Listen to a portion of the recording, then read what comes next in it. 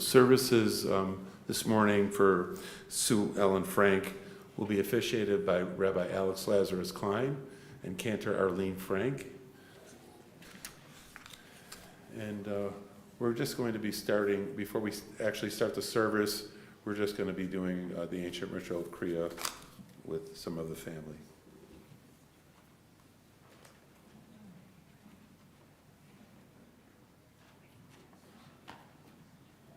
So just by way of introduction, in ancient times when we've heard of a loss, we would tear our garments. It's one of the oldest rituals that we have. We have it in the Torah, in our Bible itself.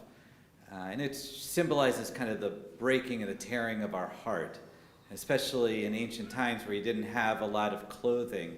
Tearing your clothing really meant something. It would be with you for quite a long time.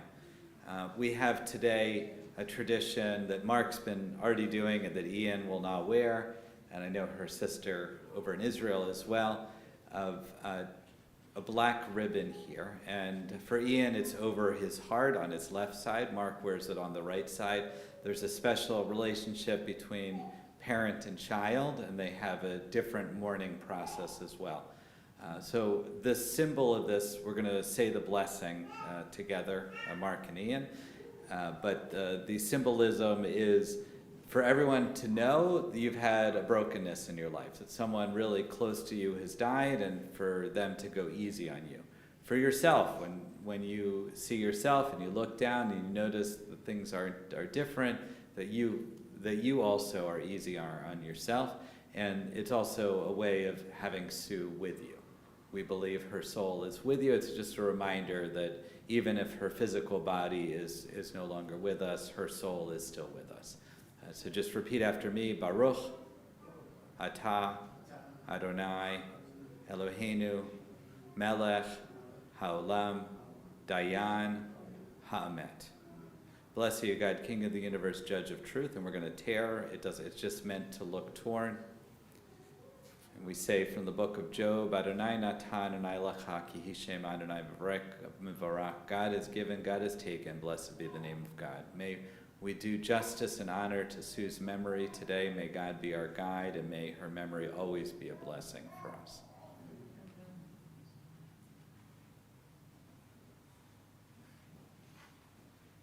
We're going to begin with Psalm 23, which is on the inside right cover of your leaflet. Cantor Frank will be leading us in the Hebrew.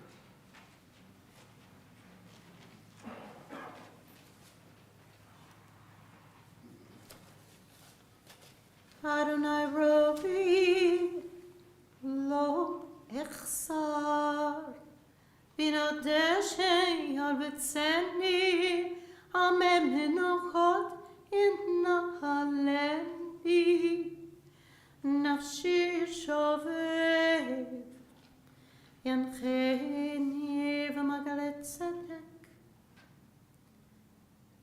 leman shemo Kam ki elech bekitzar movet bo hirahara ki ata imati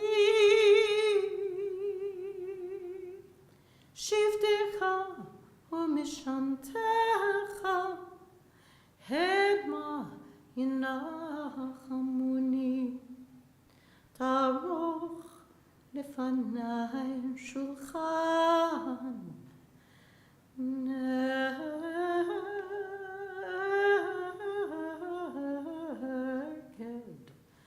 Surai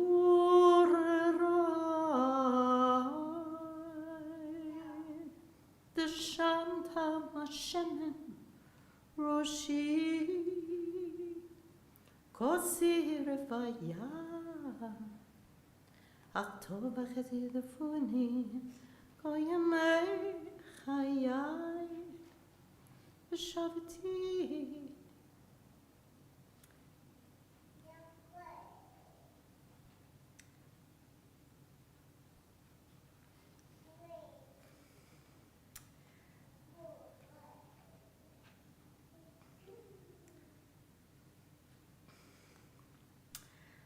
בבית אדוני.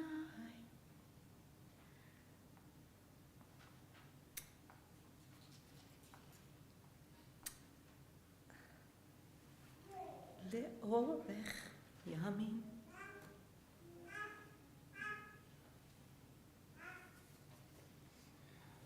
Please join with me in the English. The Lord is my shepherd, I shall not want, who maketh me to lie down in green pastures, who leadeth me beside the still waters, who restoreth my soul, who leadeth me in the paths of righteousness for thy name's sake. Yea, though I walk through the valley of the shadow of death, I will fear no evil, for thou art with me. Thy rod and thy staff, they comfort me. Thou preparest a table before me in the presence of mine enemies. Thou anointest my head with oil. My cup runneth over. Surely goodness and mercy shall follow me all the days of my life, and I will dwell in the house of the Lord forever. All of our hearts are so heavy on this day. To remember Sue, as we will memorialize her today, it's as if she's sitting over here in her normal seat in our sanctuary that Mark has dutifully been sitting in or next to the last couple of days, last week. She left in just a few years' time a huge imprint on this community, which was one of many, many communities that she lived in and was part of.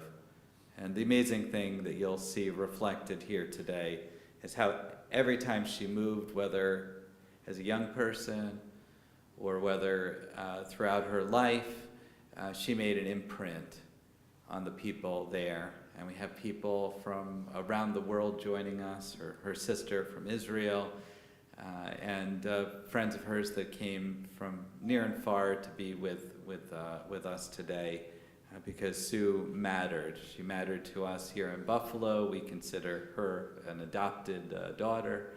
Cleveland, all the different areas that she lived in her life, and we just feel immensely lucky, actually, to have had her for the short time that we had, and she will definitely be missed. I have a couple of poems in her honor. First, from Bobby, and she gave me this beautiful poem. It's called "Fill Not Your Heart." Fill not your heart with pain and sorrow, but remember me in every tomorrow. Remember the joy, the laughter, the smiles. I've only gone to rest a little while. Although my leaving causes pain and grief, my going has eased my hurt and given me relief. So dry your eyes and remember me, not as I am now, but as I used to be. Because I will remember you all and look on with a smile. Understand in your hearts, I've only gone to rest a little while. As long as I have the love of each of you, I can live my life in the hearts of all of you. Thank you, Bobby. I found this poem, it's called Seamstress. She weaves the time with a dark thread. A lark waits with her songs buried deep. Stars embellish clouds they lightly tread. Floating on the wind, the shadows creep. Memories rustle through the emptiness. Their shapes shadows and arrays of void. Calm is interwoven with shades of shakiness. Her work has admiration and fear alloyed. Her dreamy, expressionless eyes gaze delicately at masterful, invisible stitches. In the night she wove to shock and amaze. Crowds of loneliness her work bewitches. A stroll down the lanes of her sewn world, into the maze of illusions under the moonlight. Drapes of blissful ignorance are unfurled. She rises for a curtain call at dawn twilight. And another in memory of a seamstress. Sewing was her pride and joy, the needle and thread she did employ, a stitch there and a hem here, doing what she loved all year. Buttons and zippers in their glory added to finish her artistic story. She never felt the day complete until she finished one more pleat. Now she's taken her talent and gone, but forever in our hearts she lives on. We're going to have an opportunity to share stories. Stories are our way of kind of opening up a world. It's our way of handling this terrible fact that we all know we live and we die in this world. And so we're going to hear from Ian and Mark, and then later on during Shiva and other times we'll continue to share stories about her life. So I invite our son Ian to share a little bit about his mom.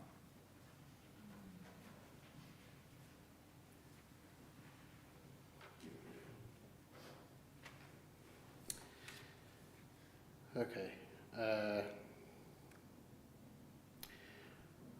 So before I get started with this, I'm going to read it off with my phone, which is kind of tacky, so deal with it.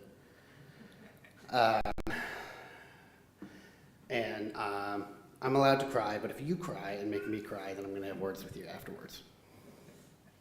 That's a joke. You can laugh now. Okay.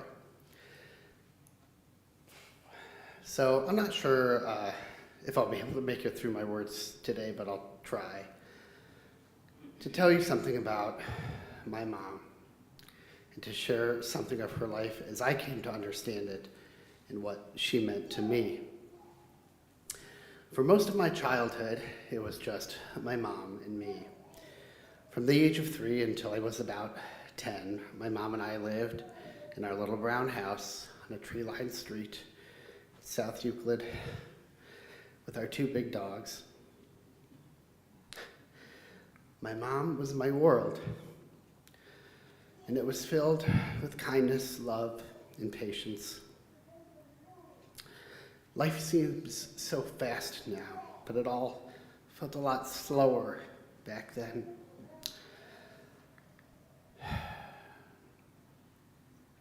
I remember the sound of her sewing machine more than just about anything. If she wasn't working downtown at the playhouse, the rat-a-tat of her sewing filled the house all the time. Sometimes she would play her stack of CDs while she worked, which set me on my own lifelong path of loving music. It was simple. She would watch Nickelodeon with me, and as I got older, we would watch Star Trek. She really liked Star Trek: The Next Generation. We both really liked, and this is an unpopular opinion, but we're right and everybody else is wrong, that Deep Space Nine is a phenomenal show. It's a phenomenal, it's a really good show. It's like Cheers in space. Okay, it's great. All right. We would play Mario and Zelda on the Nintendo, and we would go to my grandparents' house for dinner on the weekends, and everyone would be there. My grandmother Marilyn, my grandfather Lester, my adopted Uncle Bernie, who is my grandfather's lifelong friend, and sometimes my Uncle Elliot and my Aunt Paula, depending on where they were in their own life journeys. During the high holidays, the Rosenblums and Grosses were there too.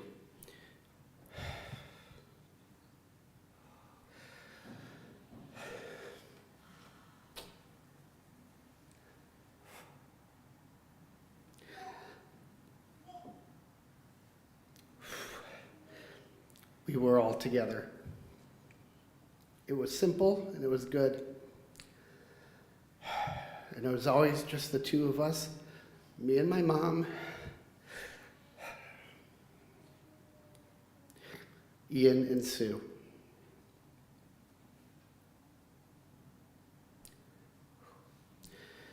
Growing up with my mother also in some ways meant growing up fast.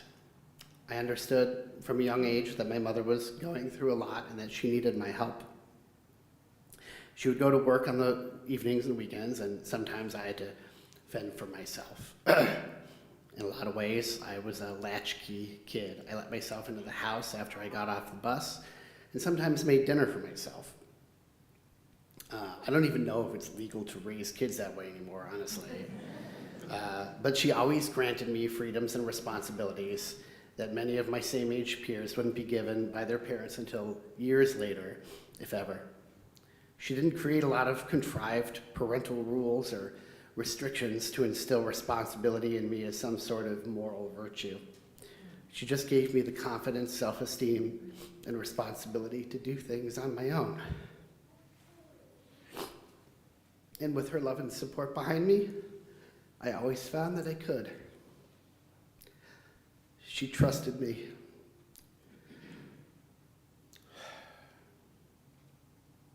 She always believed that I could rise to the occasion, whatever it was, and I always did because I knew that she believed in me.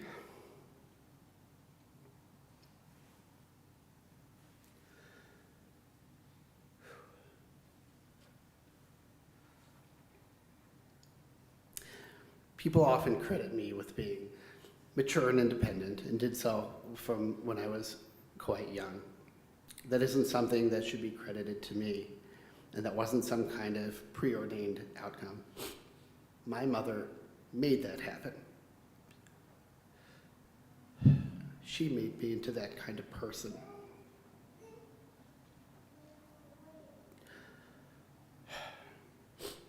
She made Jewish faith central in our lives. She sent me to the Agnon School from kindergarten through 5th grade, where I was immersed in the Jewish community and Jewish learning. She was a member of Shalhevet, a Jewish dance group, and I would roam the halls while she danced the Hora at the JCC. She cried at my bar mitzvah. She cried at my wedding. Her favorite word, as many of you probably know, was oi, and her favorite phrase was oi oi oi. Genealogy and family meant a lot to her. She believed that we mattered because we came from somewhere and through people who made our lives possible for us. My mom believed that life was a healing journey. When I was young, our home was an Al-Anon home. I can still see her let go and let God sign in her sewing room, and her friends from fellowship became lifelong friends. When my stepfather Randy had his struggle with cancer during my teenage years, macrobiotic food became a central part of our lifestyle. In her later years, with Mark's love and encouragement, she engaged with our Jewish faith in a deeper way through the friendship of this community as a support through her own struggle with cancer. She always believed that healing was possible. And with a little determination, research, and some self-discovery, tomorrow could be happier and healthier than today.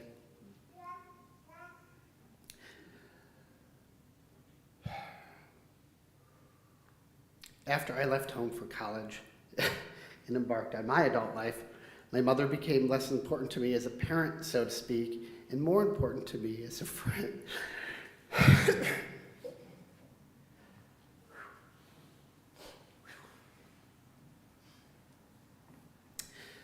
More important to me as a friend. As far as a friend and a parent goes, my mom was pretty cool. You know?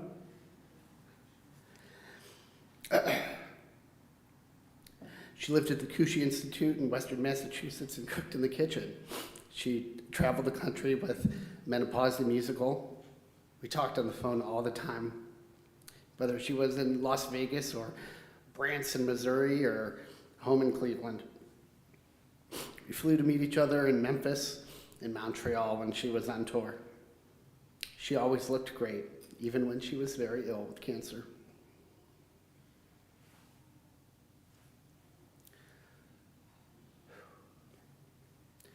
I know that my mom did everything in her power to love and support me, even through some hard times. Many of her dreams never came to fruition, but she did everything she could to make mine possible.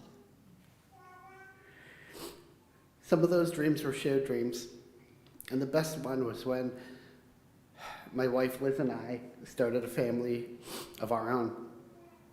She loved being a part of that. She loved my wife Liz and my boys, Sam and Saul. In recent years, she mostly stopped asking about me when she spoke. She always just wanted to hear about the boys. She loved being a grandmother. While I deeply wish that my boys had had more time to know her, I am forever thankful that they shared the time together that they had.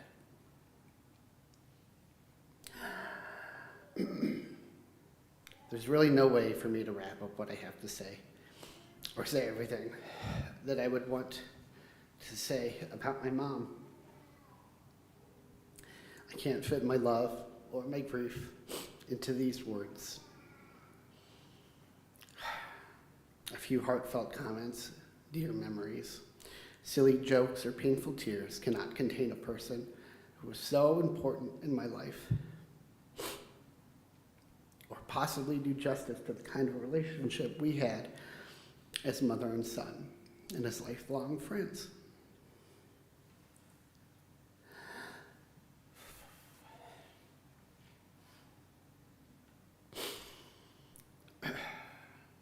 There is no end or conclusion. I didn't have the world's best mom. I still do. She lives in my heart, and I see her every day in my children's eyes.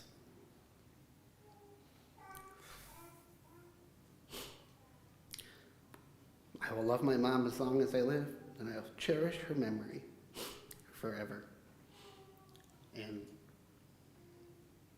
I had a memory this morning of how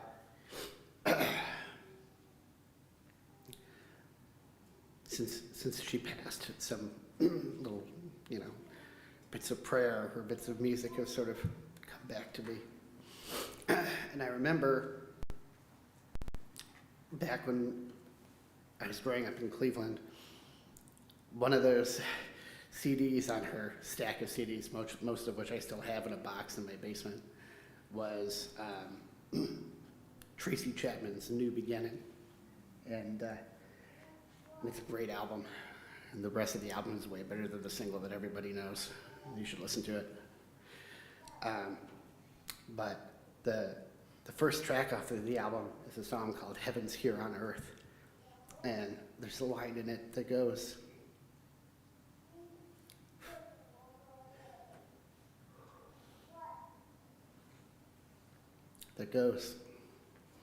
I've seen and met angels where,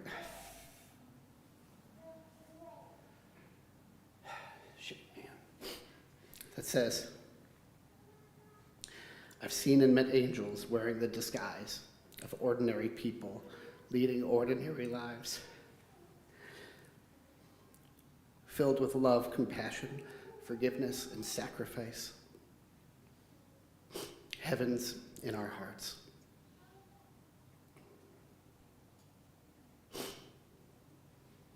Thanks.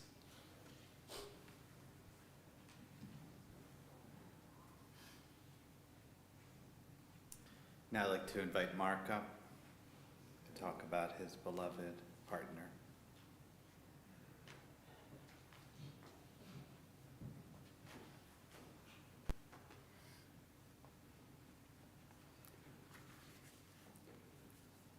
Welcome, family and friends. We pray and remember today our most beloved and dearest Sue, daughter to Lester and Marilyn, both of blessed memory, sister and brother to Paula and Elliot of blessed memory. She was the most devoted mother to Ian and her daughter-in-law Liz, and the most doting grandmother to Sam and Saul. She loved Bobby like a mom, and her Aunt Joanne and cousins. As for me, she's the love of my life, my soulmate, my sweetie. May she rest in peace until our souls meet once again.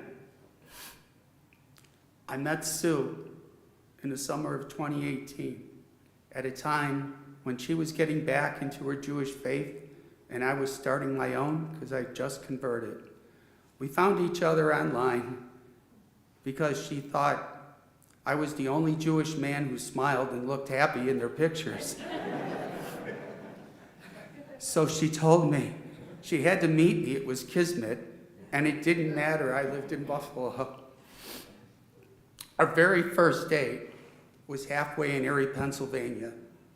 We ended up going to one of the saddest little zoos where we agreed to let all the animals loose. We then went for dinner, and that was also a bust. We agreed never to return to Erie, and that date didn't count. We said our goodbyes and hugged each other, and I thought, that's it. I'm never going to hear from her again. The next day she called me, and we laughed about our adventure. And from that day forward, we talked every day, and we fell in love. Around this time, her brother Elliot became terminally ill, and she traveled to Arizona to be with her dad and Bobby and to be there with Elliot until his passing. I talked to Sue every night for hours. I listened to her stories, I stayed with her while she cried, and I helped her laugh with old and new stories. Most importantly, we bonded and our love blossomed. We started to see each other as often as we could because she was still touring with Menopause the Musical. I even traveled to Syracuse for one show, and for a guy, that was the ultimate sacrifice. I was the only guy surrounded by a sea of 40 through 60-year-olds. That's love. The big test for me was to be accepted by her dad and Bobby. I was so worried that Lester was not going to approve of me, but he loved me. We then traveled to Washington to meet Ian, Liz, and their rambunctious dog Brisket. With meeting the family done, it was time to create our love story and our new memories. Then came meeting my family.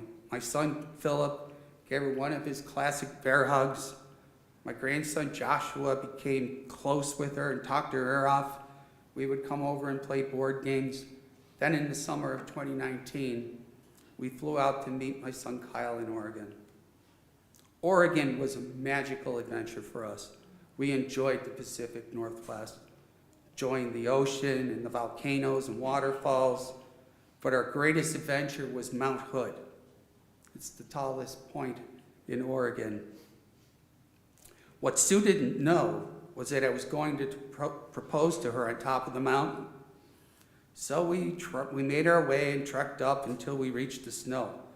All the way up, she was getting stones in her sandals and was pleading for me to go back down.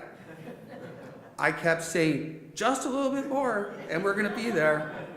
But she was getting angrier as we made it up the mountain. When we finally hit snow, I turned around and placed a ring on her finger and asked her to marry me. She said yes, then told me, the next time you ask me to marry you, I better not be wearing sandals. Later that year, she attended the High Holy Days at our temple. There's a picture over there. And became the friend you all came to know here and love. And her spiritual journey took root thanks to Rabbi Ellie and Cantor Arlene. 2020 was a wonderful year for her and I.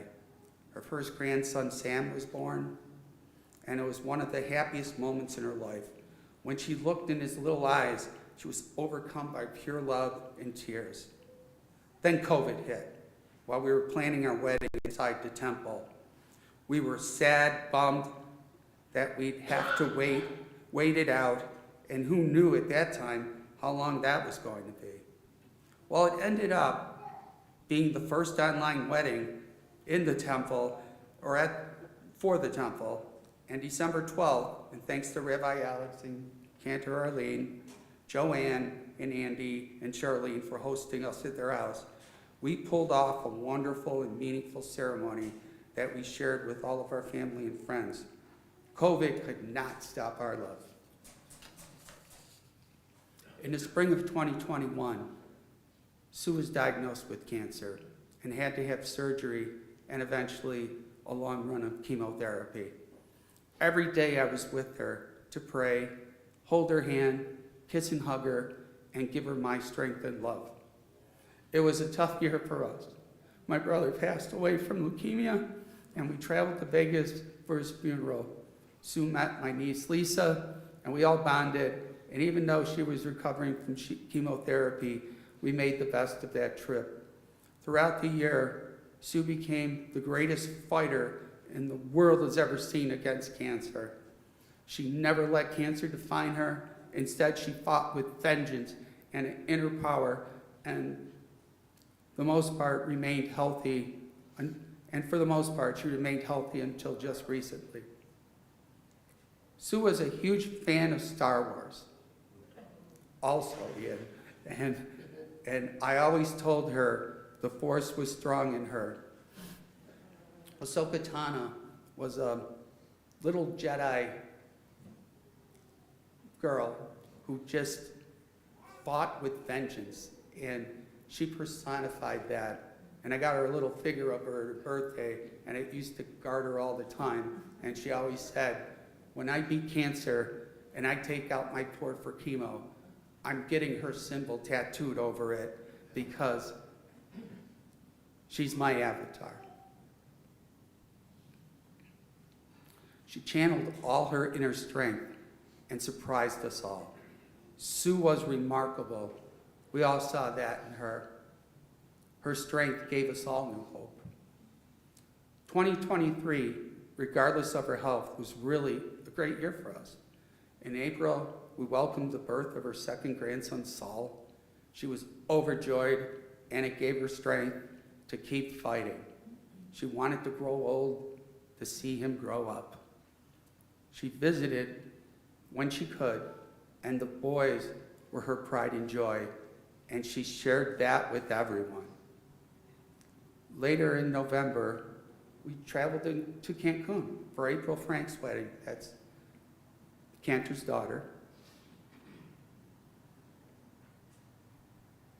We shared the Cantor's joy along with Robin and Alan. It was a magical time for us to be around so much love. It was a beautiful time for us, and our love again was rejuvenated. And that week, we had no fears, no worries. We just had each other. In closing, I want you all to know how important friendships were to Sue. We all know Sue is or was a warm, kind-hearted, talented soul, and she made friends everywhere life had taken her. She was easy to talk to. She listened contently. She comforted you when you needed healing. She laughed with you as she enjoyed her life with you. She cried when she knew her tears would help you. To all her friends from stage and musicals, she loved you so dearly and told me countless stories of her life with all of you. So thank you. Becky, Terry, Megan, Daria, blessed memory, Lee, and Shrappy. I heard every story about your life with her, and they were great memories. Her friends in Cleveland, Amy, Paula, and Sheila, I know your loss is great, for your friendship spanned her lifetime. And in Buffalo, Arlene, Joanne, Bruce, Robert, you were the people she cherished at the end, and my heart goes out to you because I wish you could have gotten to know her longer. She loved you all like family. And to everyone who was or became her friend, she loved you and always had kind words when your names were spoken. Today my heart is broken, and my soul will weep for you until we embrace again. Today it tears me to say, Zikranad Livracha, may her memory be for a blessing. I love you, my sweetie. And we always used to say these words to each other. Ani Lodi Ladodi Li. I am my beloved, and my beloved is mine. Thank you all, and may Sue's memory always be for a blessing.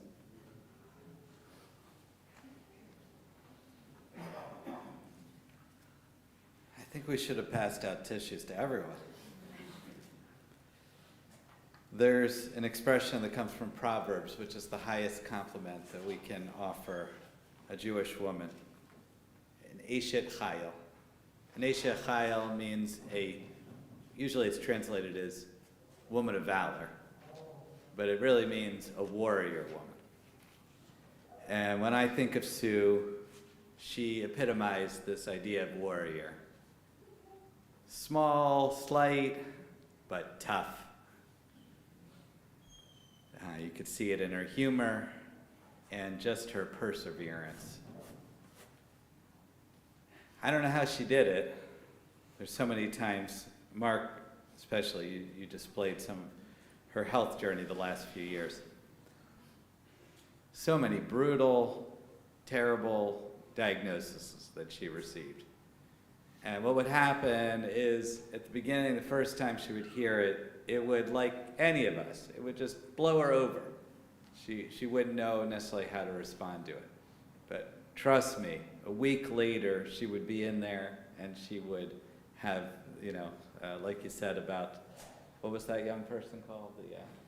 The Jedi? Oh, Ahsoka Tano. Ahsoka Tano, yeah.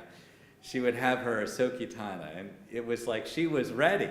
Even though her body was beaten down and the cancer was raging and and the chemo and all the things that she had to go through, she was there. It was as if she was Muhammad Ali out there in the ring, and she was ready to take it on.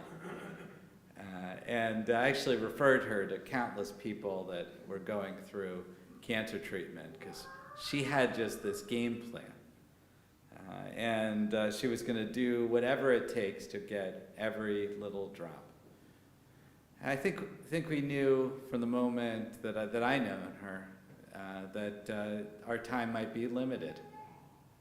But she didn't live her life like that. She lived her life with an open heart.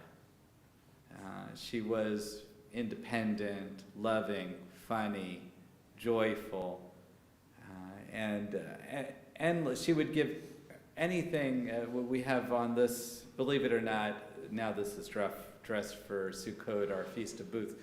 If you come here in March or April, it's going to be a little different. We have different productions for our Jewish holiday of Purim. And she would be in charge of a lot of the design elements in them. And she would be here for hours and hours designing costumes and all the different elements of it. It was a labor of love and everything that she wanted to give. Listening to her story, Ian, especially getting to know you, I'm sorry it's during this process I have to get to know you and your wonderful family. But you represent everything that she is. And I loved hearing the story, especially of her youth. It kind of gave me a window that her parents, you talked about how she raised you to be independent, but she was also really raised along with her siblings in the same way that Lester and Marilyn, especially when they went to the Netherlands. And there's one story that really stuck out that I think really epitomized how she was seen and how she was an old soul even when she was young. And that she and Paula had to go by themselves. I mean, this is just, you can't even fathom it, from the Netherlands as like a 10-year-old, 8-year-old, I think, the two of them, all the way to Japan. With all the various things, they had to walk through the airports, navigate it, get through the plane as young people, and to go into this other world all the way in Japan. I just thought that was remarkable. She always kind of had that spirit. I think for me that opened up the window. Who is Sue? Who's this part of Sue that I didn't know? And it clicked with me that this was kind of the essence, that she was this explorer that had been taught to explore from a young age. Because if you look at her life story that moved to here and there, and with all this ups and downs, you might say that there's a lot of tragic elements along the way, including the fact that her life was cut off in this way, and that we have to say goodbye to her now. But it isn't tragic at all. because she saw everything as an adventure. She was able to go through life and to face all these things in a way she didn't want to face this moment, this moment of her passing. She wanted to just keep pushing along, even knowing that it probably would be here. But she gave us that gift of life. I'm grateful for her that it was quick. I talked to Mark on the Sunday after she passed it. It was very quick for her. That her soul should be light and joyous wherever it is. I know it's among us, and she should join her ancestors like we all deserve.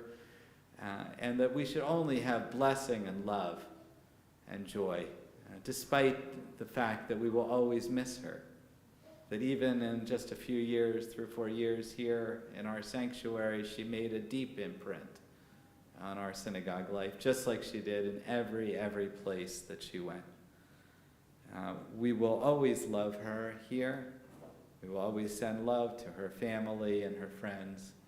And we know that her memory, as all memories deserve to be, should be a blessing. What it means by a blessing is something, when we think about her, it's with a smile and laughter and love. And I know that despite the hardship, and we've had a lot of people come up today not able to make it through their words, despite feeling that way, that brokenness, she will sew together our heart. Sew together our heart to make with love that will eventually allow us to heal from our great loss. May that memory always be for a blessing. We're going to turn to our memorial prayers. We're going to do things a little differently. You heard from Mark. Would you like to do the? Oh, no, I have it here. Okay, yeah. So I'm going to do the Hebrew part in the middle of the page. I invite you to rise, and Cantor's going to do the English. As you already heard, that Cantor and Sue are very close friends. So it's a hard thing. My son was actually asking me this morning, how can you say goodbye to your friends? It is a hard thing in our roles. Her Hebrew name, Sheva Eli Bat Lev V'Muriel.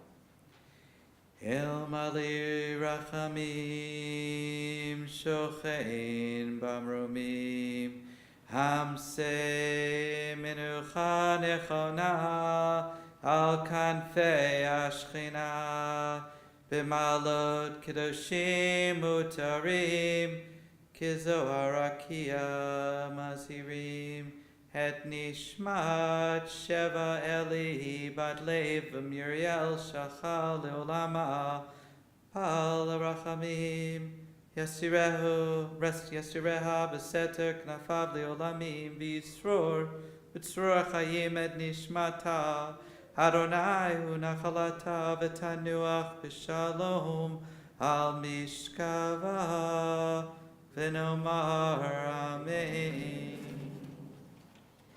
Lord, full of mercy, who dwells on high, find fitting rest upon the wings of the Shekhinah, the divine presence, in the heights of the holy and pure, who shine like the glow of the firmament, for the soul of Sue Frank, who has gone to her eternal world.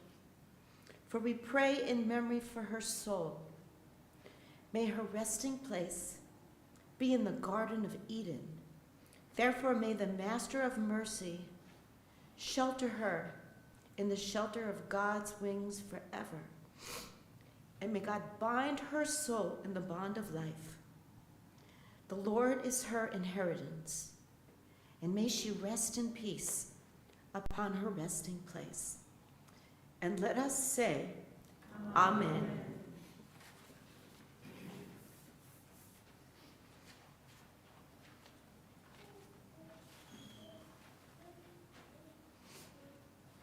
For those who are going in procession to Whitechapel Memorial Park, we just ask you to put your bright lights and your Crowley flashers on. We'll take it slowly to go to the cemetery. Afterward, family are proceeding friends for Shiva here at the temple at 1:30.